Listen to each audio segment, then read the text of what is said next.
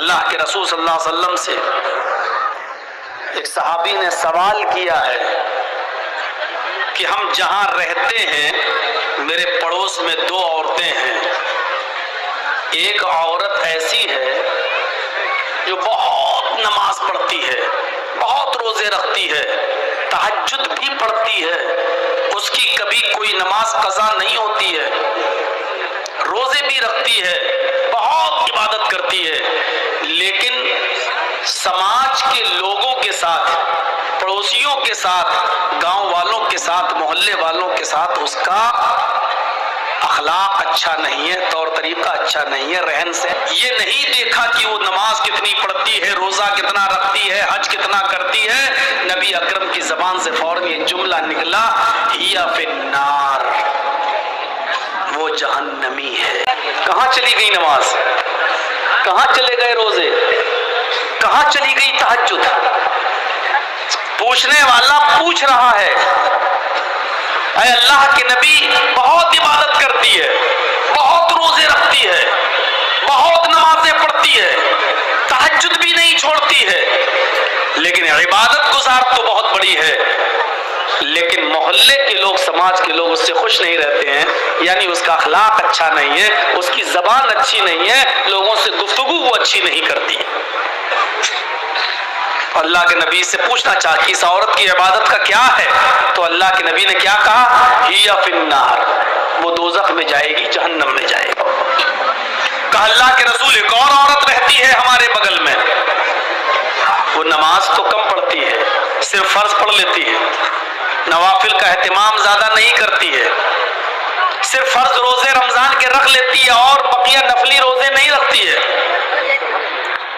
وہ بہت عبادت گزار نہیں ہے، جتنی عبادت کرنا ہے فرض ہے اتنا ہی بس وہ کرتی ہے، مزید اس کو عبادت کی توفیق نہیں ملتی، تہجد نہیں پڑھتی وہ، لیکن اس کے پڑوسی اس سے خوش ہیں، اس کا گاؤں، سماج، محلہ، برادری اس سے بہت خوش ہے، وہ لوگوں کے ساتھ ملتی بہت اچھی طریقے سے ہے، اس کی زبان سے کسی کو تکلیف نہیں ہوتی ہے، اس کے اخلاق، کریکٹر، سوبھاؤ بہت اچھا ہے۔ اللہ کے نبی نے کیا فرمایا؟ ہی فی الجنہ، وہ جنت کے اندر جائے گی۔ اچھا یہ تو کنفرم ہے کہ ہم اور آپ اس دنیا میں بھیجے گئے ہیں تو اللہ کی عبادت کے لیے بھیجے گئے ہیں، اور یہ بھی کنفرم ہے کہ ہمارے باپ آدم کو جس جنت سے نکالا گیا تھا اور ماں حوا کو، ہمیں اور آپ کو اسی جنت کو دوبارہ پانے کے لیے یہاں بھیجا گیا ہے کہ اس مقام کو دوبارہ حاصل کیجئے جس مقام سے ہم نے تمہارے باپ آدم اور تمہاری ماں حوا کو نکالا تھا۔ تو یہ کنفرم ہے کہ ہم اور آپ اس دنیا میں اس کھوئے ہوئے مقام کو دوبارہ پانے کے لیے اور اس کی تیاری کرنے کے لیے اس دنیا میں آئے، اور ہم نماز پڑھ رہے ہیں، روزے رکھ رہے ہیں، عبادت کر رہے ہیں، لیکن ہمارے آپسی تعلقات آپس میں اچھے نہیں ہیں تو ہماری عبادتیں قبول نہیں۔ علامہ ہیثمی مجمع الزوائد کے اندر ایک روایت نقل کرتے ہیں، کہتے ہیں کہ قیامت کا دن ہوگا، میدان محشر سجی ہوئی ہوگی، لوگوں کا حساب و کتاب ہو رہا ہوگا، نام اعمال لوگوں کو ان کے ہاتھ میں دے دیے جائیں گے، نیک لوگوں کو ان کے رائٹ ہینڈ میں، سیدھے ہاتھ میں، اور بدکاروں کو، برے کا عمل کرنے والوں کو ان کے لیفٹ ہینڈ میں یعنی ان کے الٹے ہاتھ میں نام اعمال دے دیے جائیں گے۔ کچھ لوگ کھڑے ہوں گے، ابھی ان کو نام اعمال نہیں ملے ہوں گے، یہ تہجد گزار ہوں گے، نمازیں ان کی کبھی نہیں چھوٹی ہوں گی، فجر کی نماز بھی ان کی کبھی ترک نہیں ہوئی ہوگی، اذان سے پہلے یہ مسجد میں پہنچنے والے لوگ ہوں گے، حاجی ہوں گے، نمازی ہوں گے، مولوی ہوں گے، ابھی ان کو ان کے ہاتھ میں نام اعمال نہیں ملا ہوگا، لیکن ان کو امید ہوگی ہم نے تو بڑی نمازیں پڑھی ہیں، بڑے روزے رکھے ہیں، بڑی عبادتیں کی ہیں، فرشتہ جب مجھے میرے ہاتھ میں نام اعمال دے گا تو داہنے ہاتھ میں نام اعمال دے گا، لیکن فرشتہ جب اس کے ہاتھ میں نام اعمال دینے آئے گا تو یہ اپنا داہنا ہاتھ بڑھائیں گے، فرشتہ اعمال نامہ پیچھے کر لے گا اور کہے گا کہ تم اپنا الٹا ہاتھ اپنا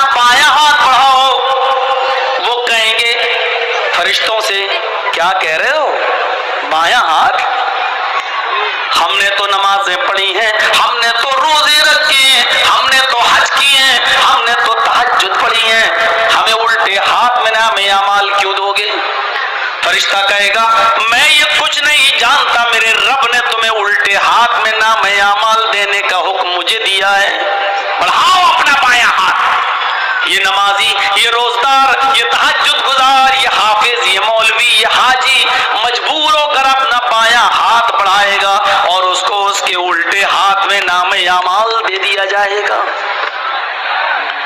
اب یہ بائیں ہاتھ میں نام اعمال پڑھے گا، کھولے گا، دیکھے گا یہ برائی، یہ برائی، یہ برائی، یہ برائی، یہ برائی، ہر ورق پنا الٹتا جائے گا، پیج الٹتا جائے گا، اس میں برائیاں ہی برائیاں لکھی ہوں گی، اس کی ایک بھی نماز کا ذکر نہیں، ایک بھی روزے کا ذکر نہیں، ایک بھی حج کا ذکر نہیں، ایک بھی تہجد کا ذکر نہیں۔ وہ یہ دیکھے گا، اپنا نام اعمال اٹھا کر بند کر دے گا، چیخے گا اور چلائے گا این حسناتی یا رب العالمین، اے اللہ اس میں تو میرے گناہ ہی گناہ لکھے ہیں، ہمارے نام اعمال میں تو برائیاں ہی برائیاں لکھی ہوئی ہیں، ہم نے جو نمازیں پڑھی تھی وہ کہاں چلی گئی، ہم نے جو روزے رکھے تھے وہ کہاں چلے گئے، ہم نے جو حج کیا تھا وہ کہاں چلا گیا، ہم نے جو تہجد پڑھی تھی وہ کہاں چلا گیا، ہم نے جو صدقہ اور خیرات کیا تھا مسجدوں میں اور مدرسوں میں جو ہم نے چندہ دیا تھا یہ نیکیاں کہاں چلی گئی، این حسناتی یا رب العالمین، اے اللہ میری نیکیوں کا کیا ہوا، میری نیکیاں کہاں چلی گئی۔ آواز آئے گی غیب سے، او میرے بندے تیری غیبت نے، تیری چولی نے، تیرے حسد نے، تیرے کینے نے، ایک مسلمان کے خلاف تیرے دل میں جو نفرت تھی، اس نفرت نے، اس حسد نے، اس غیبت نے، چغلی نے تیری نیکیوں کو برباد کر دیا، تیری نیکیوں کو ختم کر دیا، اب تیرے نام اعمال میں نیکیاں نام کی کوئی چیز نہیں رہی، تو اپنے مسلمان بھائی سے جلا کرتا تھا، حسد کیا کرتا تھا، اس کو پریشان کیا کرتا تھا، اس کے خلاف شریعت رچا کرتا تھا، پیٹ کے پیچھے اس کی غیبت کیا کرتا تھا، تیری غیبت نے، چغلی نے، حسد نے، کینے نے، بغض نے، عناد نے تیری دشمنی کو ختم، تیری نیکیوں کو ختم کر دیا ہے، اب ہمارے پاس تیرے نام اعمال میں سوائے گناہوں کی اور کوئی چیز نہیں۔ یہ غیبت، یہ چغلی، یہ حسد، یہ کینہ، یہ بغض، یہ عناد، یہ دشمنی، ایک دوسرے سے یہ نفرت کتنی بری چیز ہے کہ یہ ہماری نمازوں کو ختم کر دیتی ہے، ہمارے روزے کو برباد کر دیتی ہے، ہماری عبادتوں کو چوپٹ کر دیتی ہے۔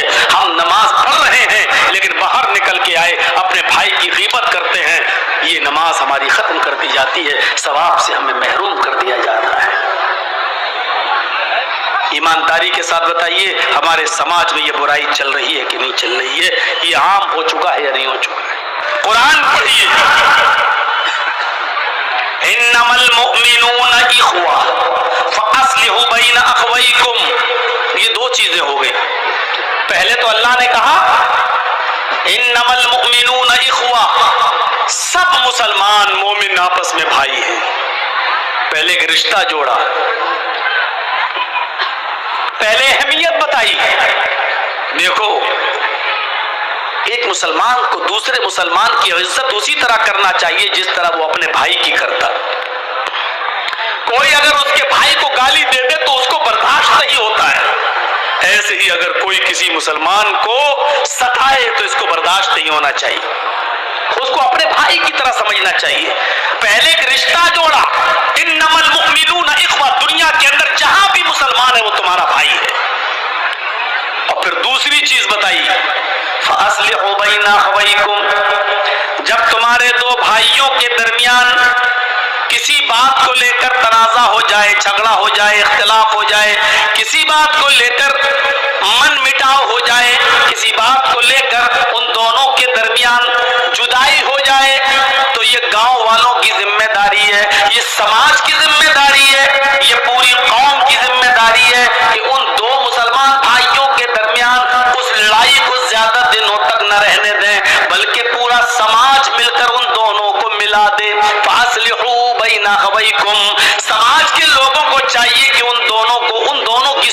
کرا دیں، ان دونوں کو ملا دیں. یہ دوسری چیز ہے. دو چیزوں پر غور کریے گا آج کی تقریر میں. بس پہلی چیز سب بھائی ہیں، اور دوسری چیز دو بھائیوں کے درمیان، دو مسلمانوں کے درمیان، صرف دو، یا تو پورا خاندان، پورے خاندان سے دشمنی مول لیے ہوئے، صرف دو مسلمانوں کے درمیان اگر گاؤں میں کوئی لڑائی ہے آپس میں کسی بات کو لے کر، اور آپ کو معلوم ہے کہ یہ دونوں ایک سال سے نہیں بول رہے ہیں، 2 سال سے نہیں، تو یہ پورا سماج گناہ گار ہوگا، پورا گاؤں گناہ گار ہوگا. پورے گاؤں کی اور پورے سماج کی ذمہ داری یہ بنتی ہے کہ ان دونوں کے درمیان صلح کرا دیں.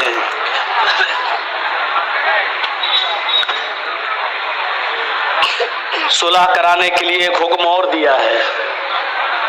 جھوٹ کتنی بری چیز ہے.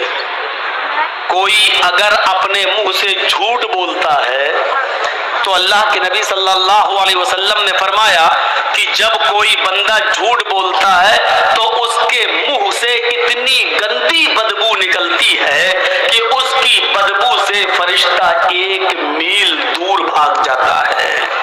یہاں سے آپ اندازہ لگا سکتے ہیں کہ جھوٹ کتنی بری چیز ہے.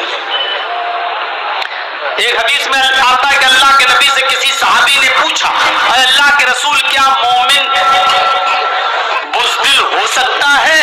اللہ کے نبی نے کہا ہاں ہو سکتا ہے. دوسرا سوال کیا، اے اللہ کے نبی کیا مومن بخیل ہو سکتا ہے، کنجوس؟ آپ نے کہا ہاں ہو سکتا ہے، اس نے پیسہ زیادہ کما لیا ہو اور اللہ کی راہ میں زیادہ خرچ نہ کرے، کنجوس ہو سکتا ہے، بخیل ہو سکتا ہے، مال و دولت کی محبت اس کے دل میں آ سکتی ہے، ہو سکتا ہے. دیکھو بھائی، جس کو نکلنا ہو جلدی نکل جاؤ، ابھی میں اجازت دے رہا ہوں، ابھی نکل جاؤ. چلو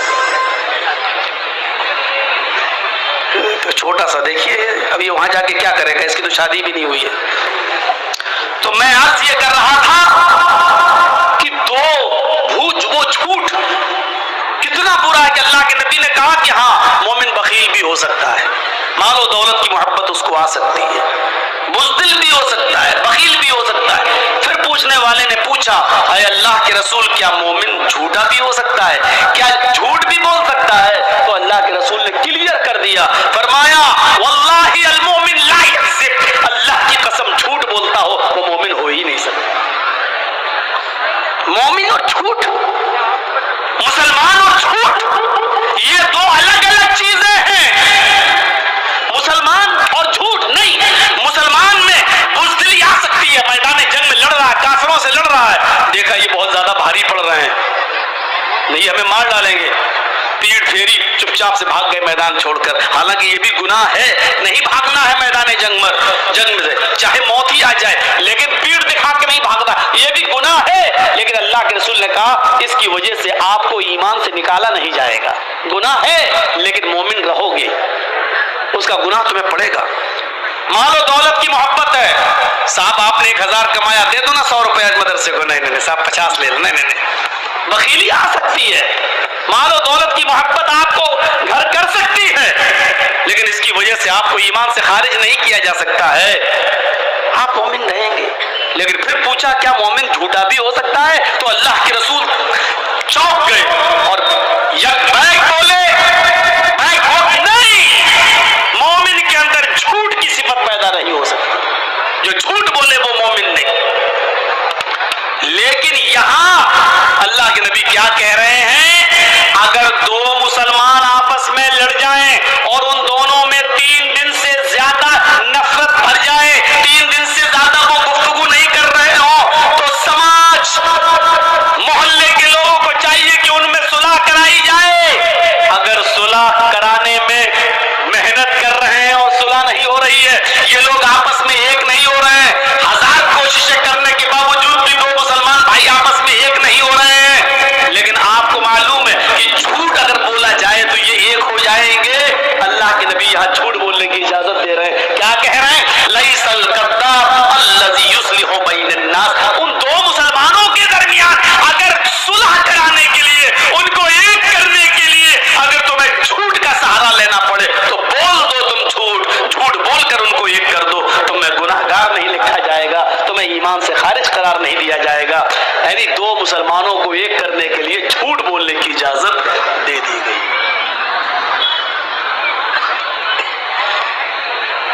اسی طریقے سے اگر کسی کی بیوی ناراض ہو اور من نہ رہی ہو تو شوہر اپنی بیوی کو منانے کے لیے بھی جھوٹ بول سکتا ہے، لیکن اتنا بڑا جھوٹ مت بولنا کہ پکڑ جائے۔ اور اتنی محبت کرتا ہوں، تم کہو تو چاند توڑ کے لائے۔ ابے 1 میل تو اوپر جا نہیں سکتا تو 2,40,000 میل کی اونچائی پہ جا کے چاند توڑ کے لائے گا؟ تو اتنا بڑا بھی جھوٹ مت بولنا کہ بیوی کو یقینی نہ ہے۔ ہلکا پھلکا جھوٹ جس سے وہ مان جائے شوہر بول سکتا ہے، اجازت ہے، اس کے علاوہ اور کہیں نہیں۔ تو میرے بھائیوں، آپ اندازہ لگائیے کہ ایک مسلمان کا دوسرے مسلمان کے ساتھ کیا معاملہ ہے کہ اگر جھوٹ بول کر بھی ان دونوں کو ایک کیا جا سکتا ہے تو کر دو۔ اس سے اندازہ لگا سکتے ہیں کہ جھوٹ جو اتنا برا ہو کہ بولنے والے کے منہ کی بدبو سے فرشتے 1 میل دور بھاگ جاتے ہوں، اور یہاں اجازت دے رہے اللہ کے رسول اگر ان دونوں کو ایک کرنے کے لیے جھوٹ کا سہارا لینا پڑ رہا تو لے لو۔ انما المؤمنون اخوہ، سارے مسلمان آپس میں بھائی بھائی ہیں۔ بھائی کا مطلب جانتے ہو؟ ٹرین میں آپ سفر کریے، کتنی جلدی دوستی ہو جاتی ہے۔ جرجی صاحب دلی سے بیٹھے کلکتہ آ رہے ہیں، ٹرین میں بیٹھے ہوئے ہیں، میری سیٹ ادھر ہے، میری سیٹ کے سامنے ایک اور مسلمان بھائی بیٹھا۔ ایک مثال دے رہا ہوں، پوچھنا نہیں کب کا واقعہ ہے، ایک مثال دے رہا ہوں۔ سامنے ایک اور مسلمان بھائی بیٹھا ہوا ہے، ہم اس کو نہیں جانتے، وہ ہمیں نہیں جانتا۔ میں نے اس کو دیکھا، لگ رہا مسلمان، اس نے ہم کو دیکھا، ہاں یہ بھی مسلمان۔ السلام علیکم وعلیکم۔ اچھا جی، ماشاء اللہ۔ کہاں جا رہے ہو؟ کلکتہ۔ کولکاتہ؟ اچھا، میں نے پوچھا اچھا بھائی آپ کہاں جا رہے ہیں؟ کولکاتہ۔ میں بھی وہیں جا رہا ہوں، کلکتہ۔ تھوڑی اور ہمدردی بڑھ گئی۔ اچھا آپ کا نام کیا ہے؟ جی میرا نام محمد اسلم۔ آپ کا نام کیا ہے؟ میرا نام محمد جرجیس۔ ماشاء اللہ، اور تھوڑی قربت بڑھ گئی۔ دھیرے دھیرے دھیرے دھیرے اسی ٹرین میں، ابھی 24 گھنٹے کا سفر ہے، 2-4 گھنٹے میں ہی اتنی محبت بڑھ گئی کہ آپ چائے خرید رہے ہیں تو ایک نہیں 2، ایک مجھے پلا رہے ہیں، ایک آپ۔ میں کوئی چیز خرید رہا ہوں تو آپ کو دے رہا ہوں، ایک آپ ایک میں۔ تھوڑی اور قربت بڑھی۔ اچھا کہاں جاؤ گے کولکاتہ میں؟ مڈیا برج۔ آپ کہاں جائیں گے؟ ارے صاحب میں بھی وہیں جا رہا ہوں۔ لیجیے، اور قربت بڑھ گئی۔ اب یہ قربت اتنی بڑھ گئی کہ میں کسی اسٹیشن پر پانی بھرنے کے لیے اترتا ہوں تو وہ آدمی میرے سامان کی دیکھ ریکھ کر رہا ہے، کیونکہ یہ ہمارا بھائی ہے، سفر کا ساتھی ہے۔ وہ کسی اسٹیشن پہ اترتا ہے تو ہم اس کا سامان دیکھ رہے ہیں۔ آپ اتنا بھروسہ ہو گیا، جب میں اترتا ہوں تو اس سے کہتا ہوں میرا سامان دیکھنا، جب وہ اترتا ہے تو مجھ سے کہہ دیتا بھائی صاحب میں اتر رہا ہوں، میرا سامان دیکھنا۔ اب اس کی نہ صرف جان بلکہ اس کے مال کی حفاظت کی ذمہ داری بھی ایک دوسرے کے اوپر عائد ہو جاتی ہے۔ 15-16 گھنٹے 20 گھنٹے کے سفر میں صرف جان پہچان کی بنیاد اتنی سخت ہو جاتی ہے کہ آپ اس کی جان کے بھی محافظ ہو جاتے ہیں۔ اگر کوئی اس کو چھیڑے تو آپ اس کے لیے لڑنے لگتے ہیں، آپ کو کوئی گالی دے تو وہ آپ کا ساتھ دینے لگتا ہے۔ جب آپ اسٹیشن پہ اترتے ہیں تو آپ کے سامان کی حفاظت میں کرتا ہوں، میں اترتا ہوں تو آپ میرے سامان کی حفاظت کرتے ہیں۔ 15-16-20 گھنٹے کے سفر میں جب تم دونوں ایک دوسرے کی جان اور ایک دوسرے کے مال کے محافظ بن گئے، اللہ کے نبی کہتے ہیں یہ دنیا بھی ایک سفر ہے، ہم